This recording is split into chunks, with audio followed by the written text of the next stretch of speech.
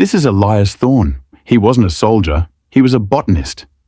His single act of impossible courage, saving an alien child from a warlord, should have killed him. Instead, a biological weapon from the planet Xylos trapped him in a golden tomb for 60 years. He was perfectly preserved, perfectly conscious, a silent witness to an empire's collapse and the tragic aging of the one woman who fell in love with his statue. He woke up weak, out of time, and in the middle of a war he had unknowingly started. He woke up just in time to watch her die. The humidity on Xylos Prime was a physical weight, pressing down on Elias Thorne's shoulders like a wet wool blanket. He adjusted the strap of his heavy sample case, wiping sweat from his eyes with a dirt-stained glove. He wasn't a soldier. He wasn't a mercenary. He was a botanist from Earth, sent to this green hell to find a cure for the crop blight starving his home planet.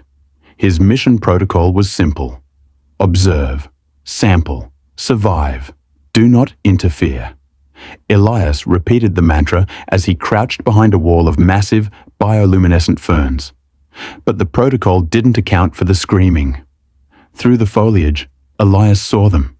3 scavengers, raiders clad in rusted scrap metal armor, smelling of oil and dried blood. They had cornered a child against the base of a towering weeping willow. The child was a nightwalker, the indigenous species of Xylos with skin like polished obsidian and eyes that swirled with the colors of a nebula.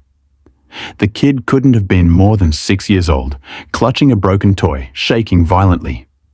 Elias touched the locket beneath his shirt. Inside was a picture of his own son, Leo, who had died 2 years ago from the famine Elias was trying to cure. He saw Leo's terror in the alien child's eyes. Do not interfere. The lead scavenger raised a kinetic pike, the jagged metal tip humming with lethal energy. The child squeezed his eyes shut. Damn the protocol, Elias whispered. He didn't have a gun. He had a sample canister and a heavy pair of shears. It would have to be enough. Elias burst from the brush, screaming to draw their attention. Hey, over here, you ugly bastards! The distraction worked. The scavengers turned, stunned to see a soft-skinned human charging them. Elias didn't slow down. He knew he couldn't win a fight. He just needed to buy a second. He threw his sample case at the leader's head and dove. He hit the child like a linebacker, covering the small alien body with his own. Thwack! The kinetic pike didn't miss. It slammed into Elias's back, punching through his flak vest. The pain was blinding. White-hot agony that stole the breath from his lungs. The force of the blow threw Elias and the child backward, slamming them hard against the trunk of the weeping willow. But Elias knew something the raiders didn't. He knew botany. He knew that the Xylosian weeping willow had a violent defense mechanism. The tree sensed the trauma to its bark. High above, the canopy shuddered. A massive pod burst open, dumping gallons of thick golden resin directly onto them. It hit Elias like a tidal wave of warm honey. It was heavy, suffocating, and instantaneous. Don't move. Elias gasped to the child beneath him, his voice already muffled by the goo. Just breathe. The resin began to harden immediately, reacting with the air. The scavengers fired their weapons, but the plasma bolt splashed harmlessly against the rapidly solidifying amber. Elias felt the pressure building. His chest was locked in place. He took one last, shallow breath. The pain in his back faded into a dull, distant throb. The screams of the raiders became muffled, then silent. The world turned golden, distorted, and still. He waited for death. But death didn't come. The resin didn't kill him. It paused him. His heart slowed to 1 beat an hour. His synapses fired in slow motion. He was a fly in amber, perfectly preserved, perfectly conscious, and utterly helpless. As the golden darkness took him, Elias thought he would sleep. He was wrong. He was about to become the silent witness to the end of an era. Consciousness is a curse when you cannot blink. Elias existed in a state of suspended agony. He could see through the distorted golden lens of his prison. He saw the scavengers leave, unable to penetrate the diamond-hard amber. He saw the rescue party arrive hours later, Night Walker warriors moving like shadows, and among them, a young woman. She was fierce, holding twin energy blades, her obsidian skin gleaming with sweat. This was Vanya, the royal warden. She had been charged with protecting the prince, and she had failed. She stared at the amber block, at the human shielding the child she was sworn to guard. Her expression wasn't grateful, it was furious. They moved him.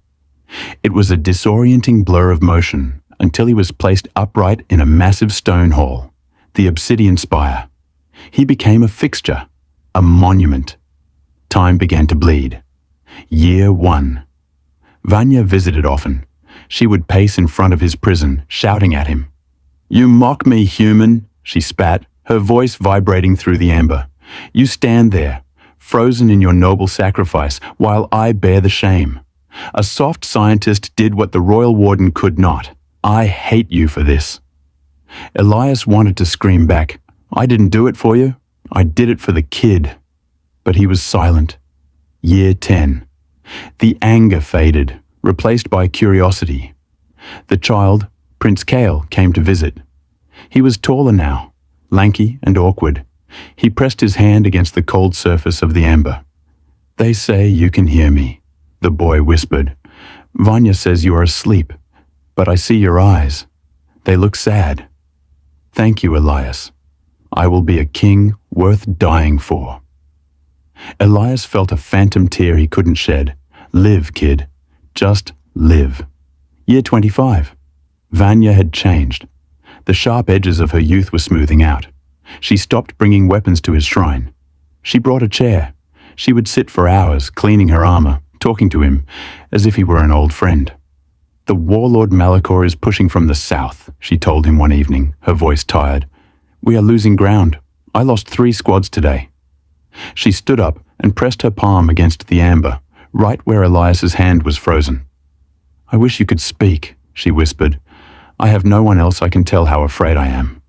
You are the only thing in my life that stays the same." Year 40. Elias watched Vanya turn grey. Her obsidian skin lost its luster, becoming matte and weathered. She walked with a limp now, an old war wound.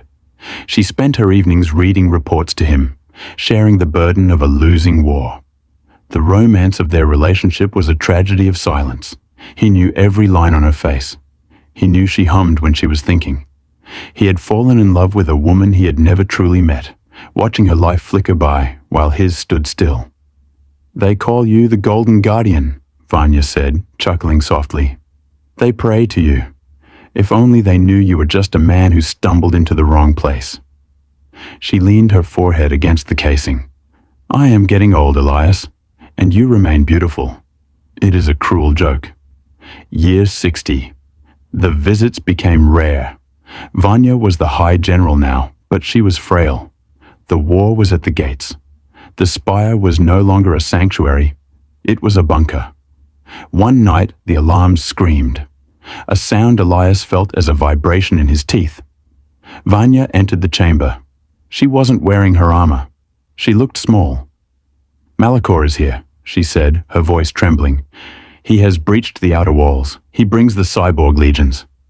She walked up to the amber, tears streaming down her face. "I came to say goodbye. They will destroy the spire. They will shatter you." She kissed her hand and pressed it to the resin, over his heart. "I loved you," she whispered, the confession hanging in the air. "A lifetime of waiting, and I never heard your voice." A massive explosion rocked the foundation of the spire. Dust rained from the ceiling. The amber block, which had stood for 6 decades, tipped forward. It hit the stone floor with the sound of a thunder crack. A hairline fracture appeared in the center, directly over Elias's chest. The sound of the amber shattering was louder than the bombs. Air. Cold, dusty, blood-scented air rushed into Elias's lungs. His body, confused by the sudden restart of biological time, revolted. He tumbled out of the fractured resin, crashing onto the cold stone floor. He didn't stand up like a hero. He curled into a ball, vomiting up thick, golden fluid. His muscles were atrophied. His skin felt raw, as if he had been scrubbed with steel wool. The sensory overload was blinding. The lights were too bright, the alarms too loud. "He lives," a guard gasped. Elias forced his eyes open. His vision swam. He saw boots. He saw the spire shaking. And he saw her. An old woman, grey-skinned and wrinkled, shielding him with her body. She held a plasma pistol with a shaking hand. "Vanya?" Elias rasped. His voice was a ruin, unused for 60 years. It sounded like grinding gravel. The old woman looked back. Her eyes were the same, fierce, nebulous swirling eyes. But the rest of her, time had ravaged her. "You," she breathed, shock replacing the fear in her face. "You are late, human." "You got old," Elias whispered, trying to push himself up. His legs wobbled like jelly. "And you are still a fool," she snapped, but her hand gripped his shoulder with desperate strength. "Can you stand?" "I think so." There was no time for a tender reunion. The blast doors of the chamber blew inward. Malakor's soldiers, cyborg monstrosities grafted with jagged scrap metal, stormed in. "Get the king!" Vanya shouted to her remaining guards. Elias looked up. Standing on the dais was a tall, regal nightwalker in ceremonial armor. Prince Kyle. He was a man now, a king, holding a staff of light, but he looked terrified. "Protect the Guardian," King Kyle commanded. "I'm not a Guardian," Elias stammered, leaning on Vanya for support. "I'm a botanist. I grow corn." "Not today," Vanya snarled, firing her pistol at the encroaching cyborgs. "Today, you fight." Elias's mind raced. He couldn't fight. He could barely walk. But he looked at the floor. The explosion had cracked the foundation, revealing the subterranean layer beneath the spire. Growing in the cracks was viper moss, a volatile, reactive fungus he had studied in his first week on the planet. "Vanya!" Elias shouted over the roar of plasma fire. "The floor, the moss, it reacts to high-frequency sonic resonance." Vanya looked at him, confused. "What? Shoot the fire alarm!" Elias pointed to the siren mounted on the wall. "It's sonic! Shoot it!" Vanya didn't question him. She trusted him with a lifetime's worth of faith. She raised her pistol and blew the siren off the wall. The device malfunctioned, emitting a piercing, high-pitched shriek. The viper moss reacted instantly. The spores in the cracks expanded explosively, erupting like green landmines beneath the cyborg's feet. Acidic slime sprayed the room, melting metal and armor. The cyborgs screamed as their mechanical limbs dissolved. In the chaos, Vanya grabbed Elias. "Run!" They retreated into the catacombs, the king and his guards flanking them. Elias stumbled, his breath burning in his chest. He looked at his hands, young, smooth, unscarred. Then he looked at Vanya, wheezing, clutching her chest. He had slept through the best years of her life. He had woken up just in time to watch her die. They reached the safe room, but the holographic map on the table showed a nightmare. Malakor wasn't just attacking the city. His forces were drilling into the planet's crust, directly above the mother root, the biological valve that controlled the planet's magma core. "He's going to crack the planet," King Kale said, his voice trembling with rage. "If he destroys the mother root, the magma floods the hemisphere. He would rather rule a graveyard than lose the war." Elias stared at the map. The mother root. It was the central nervous system of Xylos Prime's ecology. "He's using a thermal drill," Elias observed, his scientist brain taking over. "Brute force. If he pierces the membrane, the pressure release will kill everyone." "We can't get close," a guard said. "Malakor is there himself. His personal guard is impenetrable." Elias reached into the pocket of his tattered trousers. Miraculously, sealed in the amber with him, was his sample kit. He pulled out a small glass vial containing a glowing blue powder. "What is that?" Vanya asked, wiping blue blood from her lip. "Hyper-accelerated fungal spores," Elias said. I developed them to grow crops in days instead of months. But on Earth, they were too unstable. They consumed everything they touched. He looked at Vanya.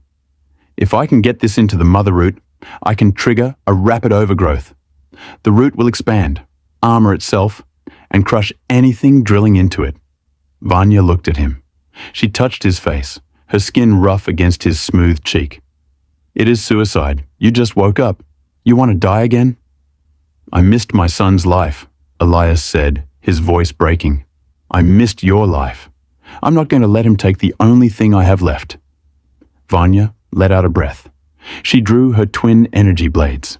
Then we go together. The assault on the core chamber was a blur of violence. King Kale led the charge, his staff blasting paths through the cyborg ranks.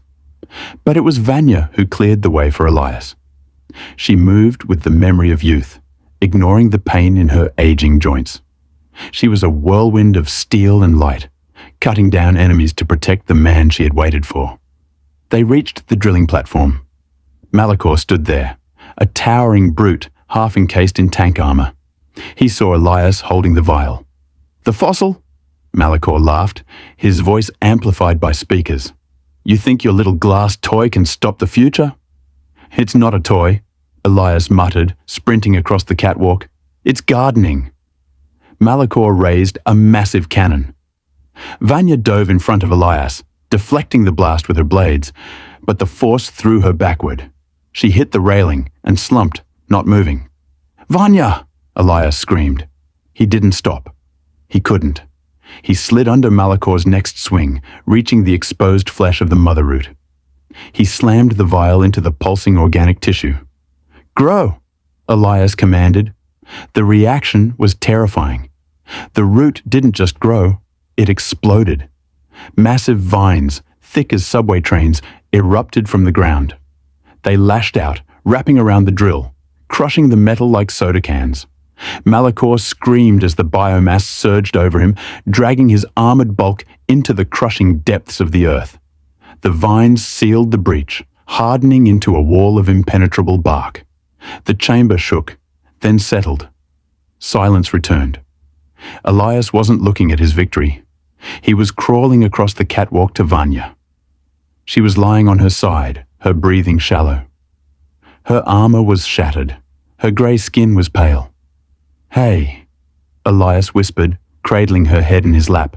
Hey, look at me. The weeds worked. Vanya opened her eyes. They were cloudy. She reached up, her trembling hand touching his face. She wheezed. You are very loud for a botanist. Vanya's hand slipped from his face. Her chest stopped moving. Elias screamed, a sound of pure grief that echoed through the cavern, louder than any bomb. He had saved the world, but the cost was the only heart that beat for him. They didn't bury her in the royal crypts. Elias wouldn't allow it. He buried her in the garden of the rebuilt spire, beneath a young weeping willow. It was a simple grave, surrounded by earth flowers he had cultivated from his surviving seeds. Elias didn't leave Xylos Prime. There was nothing for him on Earth anymore. He stayed. But he didn't become a king or a general. He refused all titles. He became what he always was, a gardener. He spent the next 20 years healing the planet. He used his knowledge to restore the farmlands destroyed by Malachor's war. He worked alongside King Kale, teaching the Nightwalkers how to coax life from the scorched soil. He lived in a small house near the garden. Every evening, he would sit by Vanya's grave. I found a new species of moss today, he would say to the stone. You would have hated it. It smells like sulfur. Reminds me of your cooking. He would laugh, and then he would cry, the grief of a young man mourning a life he never got to live with the woman who waited for him. Society changed around him. The story of the human guardian became legend. Statues were built, not of a warrior conquering, but of a man shielding a child. The Nightwalkers learned that strength wasn't just about blades and armor. It was about endurance. It was about standing still when the world tried to move you. Elias grew old. Finally, his face matched the age of his soul. His hair turned white, his skin weathered by the Zelosian sun. One afternoon, sitting by the tree, he felt a heaviness in his chest. It wasn't painful. It felt like the amber again, warm, heavy, slowing him down. King Kale, now a middle-aged monarch with grey in his own hair, found him there hours later. Elias was sitting in his chair, his hand resting on Vanya's headstone, a peaceful smile on his face. He was gone. The final sequence. The camera pans over the garden, years later. Two statues stand side by side beneath the massive weeping willow. One is carved from obsidian, a warrior woman with twin blades drawn, looking fierce and protective. The other is cast in golden amber, a human man reaching out a hand, not to strike, but to save. The inscription beneath them is carved in both the Nightwalker glyphs and English. Here lies the stranger who gave us his time, and the guardian who gave him her heart. Fate made them separate. Love made them the same. A legacy is not what you leave for yourself. It is what you grow for others. Thanks for watching. Every scene, every shot, crafted to show humanity's strength in this galaxy. We take pride in creating detailed, immersive content with over 60 custom images per video.